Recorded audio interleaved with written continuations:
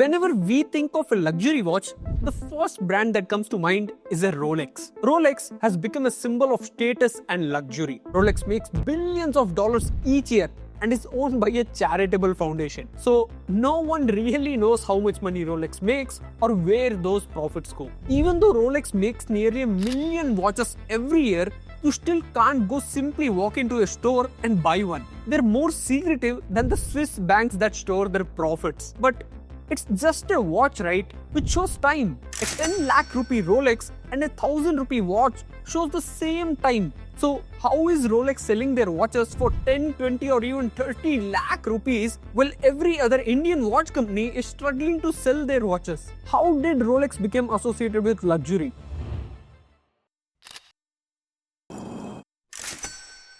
Making these videos takes a lot of effort, and this video was made possible by Lemon, the investment app. You'd like to give a huge shout out to Lemon. Rolex was founded back in 1905 by Hans Wilsdorf and Alfred Davis. They started by importing Swiss watches and selling them in London. At that time, everyone else was making pocket watches because wrist watches were considered as a jewelry for women. But Hans bet everything on making quality and fashionable wrist watches for men. Hans knew that wrist watches would be the future because they were very convenient. So in 1908, Hans came up with the name Rolex and registered it. In 1914, Hans got the British government to certify a Rolex as the first wristwatch to pass durability and accuracy test. But soon, Hans had to move the headquarters to Switzerland. You see, because of the World War I, the British government started charging a tax on importing luxury goods. In 1925, Rolex registered the famous 5-spike crown logo as their trademark and introduced the first waterproof watch, the Oyster Perpetual. Rolex started making a name for itself as a luxury brand. But at the same time, Hans Wilsdorf also created another brand named Tudor, a more affordable version of the Rolex. Hans died in 1960. But instead of leaving Rolex to his family or selling it to investors, he gave the entire company to a charitable foundation, the Hans Wilsdorf Foundation. Rolex generates billions in revenue, but it's owned by a charity. So they don't have to display their revenue or financial records. Their board meeting and profit margins, everything is classified. Also, no one knows how much money they make by selling these ultra luxury watches. And buying one of these luxury watches is very difficult.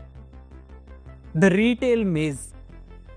You cannot simply go to a store and buy a Rolex watch. You see, Rolex has these authorized dealers everywhere. Once you go into the store and try to buy a watch, you'll get only one answer. Sorry, we don't have that model in stock.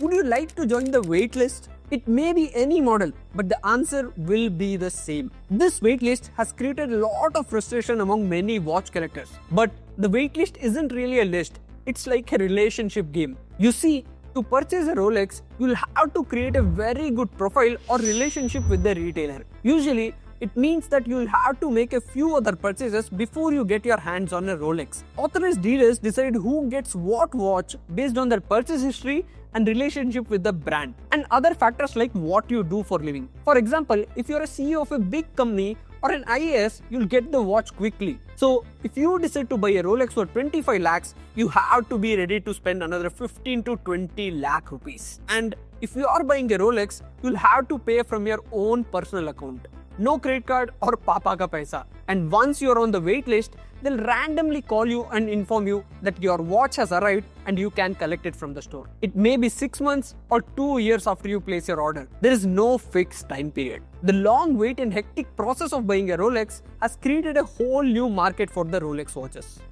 The shadow market. Rolex makes almost 1 million watches per year, and people still have to wait for 2 to 5 years to get some models. So where are all the watches going? To the secondary market. 30% of Rolex production never makes it to authorized dealers. The watches are sold to preferred buyers who immediately sell them into the secondary market for profit. These buyers are known as flippers. For example, a Rolex Submariner is priced around 9 lakhs, but the same watch you'll get for 12 to 15 lakhs in the secondary market, just to skip the waitlist. This grey market actually benefits Rolex.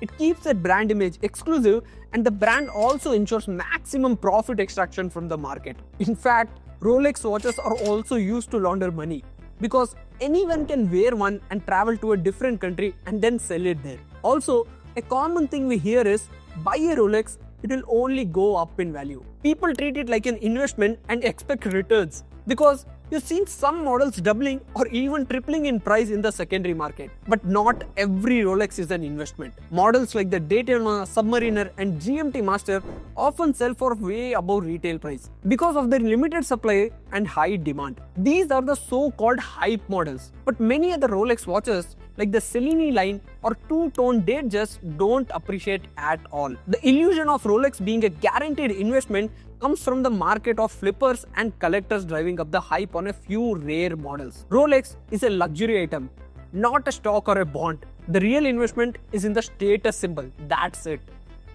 The luxury illusion and marketing. Rolex has convinced the world that they are pinnacle of luxury, but luxury is all about exclusivity. And Rolex makes almost 1 million watches per year.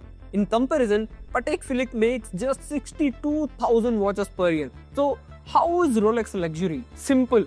Rolex has always associated itself with success and luxury. In 1927, Hans gave Mercedes Glatze, the first British woman to swim English Channel, a Rolex to wear on her wrist while crossing the channel. Similarly, in 1953, when Sir Edmund Hillary and Tenzing Norgay first climbed Mount Everest, they were wearing Rolex's Explore 1 prototype watches. This was a master stroke in marketing. Rolex later launched the Explorer line, designed and branded as the watch built for extreme endurance and exploration. Rolex wants people to relate the brand with success. So, Tiger Woods, Roger Federer, Lewis Hamilton, all are brand ambassadors of Rolex. This has always been Rolex's high visibility marketing strategy. Rolex is also the official timekeeper for both Wimbledon and F1. They mainly sponsor events which are attended by rich people like the golf, tennis or equestrian. Every time you see a Rolex logo at these events, you're being programmed to associate the brand with success, wealth and achievement. It's a psychological marketing strategy being applied at a very large scale. Rolex has maintained its secrecy through its strict non-disclosure agreement and a unique ownership structure that helps them avoid corporate taxes. The brand also survived the quartz crisis in 1970s when many Swiss watchmakers went bankrupt by maintaining its focus on mechanical watches and luxury status. What do you think? Are Rolex watches worth the hype? Or it's just brilliant marketing? Let me know in the comments below. If you like the video, make sure to hit the like button and do subscribe to Case in Point for more such content. And let us know in the comments which business breakdown would you want to see next. Till then, bye bye.